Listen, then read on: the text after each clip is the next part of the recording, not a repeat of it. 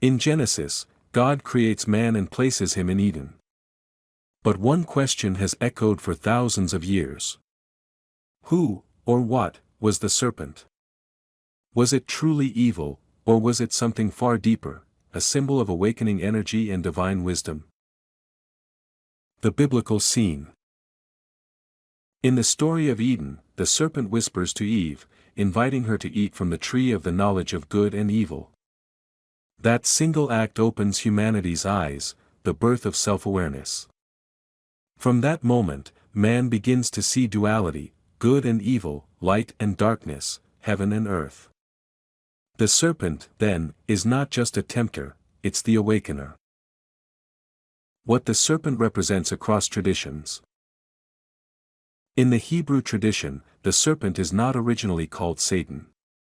It's a tester, a bringer of da'at, or knowledge, the spark that awakens moral awareness. In Egyptian wisdom, the serpent crowns the pharaoh as the uraeus, a sacred fire of protection, creation, and renewal. When balanced, it gives life; when unbalanced, it destroys. In Hindu and Tantric teachings, the serpent is Kundalini, a coiled energy at the base of the spine. When it rises, it opens the chakras and brings illumination. When misused, that same energy burns. In Gnostic tradition, the serpent is a messenger of Sophia, the divine wisdom.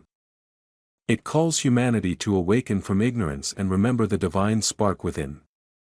In African cosmologies, like among the Yoruba and Dahomey people, the rainbow serpent, Ashimare or Edo-Huido, connects heaven and earth. It is the living bridge of spiritual energy flowing through creation. Across the world, the serpent always carries the same essence: energy, transformation, and wisdom. Sometimes creative, sometimes dangerous, but always sacred. The tree and the fruit. The tree in Eden is not just a tree. It's the vertical axis of consciousness, like the human spine, linking heaven and earth. The fruit represents experience. To eat it is to internalize wisdom, to know, not just to believe. The knowledge of good and evil is the awakening into polarity, the descent from oneness into experience. Humanity leaves innocence, but enters evolution. The inner meaning. In mystical psychology, the serpent's rising is the expansion of consciousness. When awakened in love and balance, it transforms. When used through ego or desire, it destroys. The serpent was never the enemy. It is the power of life itself, the same energy through which the divine creates and awakens within us. Conclusion. So maybe, Eden was not about punishment. Maybe it was the story of awakening, the moment the divine spark within humanity was lit. The serpent, the tree, the fruit.